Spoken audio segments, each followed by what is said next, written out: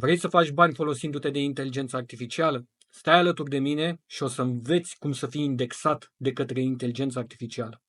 Lecția 1. Implementează pe site Author Boxes. Ce înseamnă acest lucru? Înseamnă că Google și mai ales AI-ul caută să vadă cine a scris articolul.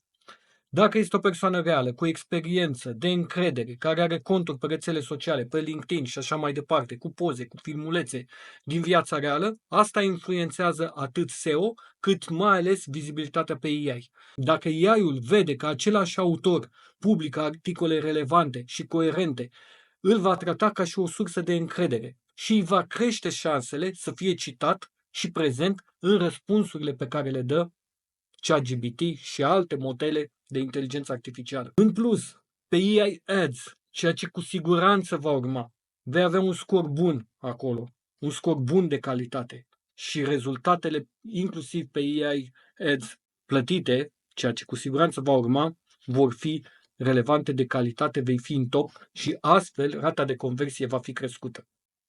Să învățăm să facem bani folosindu-ne de inteligență artificială. Nu-i așa? Eu sunt Mihai Tucan, reprezint Creative Ones, dezvoltăm aplicații bazate pe inteligență artificială. Stai alături de noi ca să fii la curent cu evoluțiile acesteia.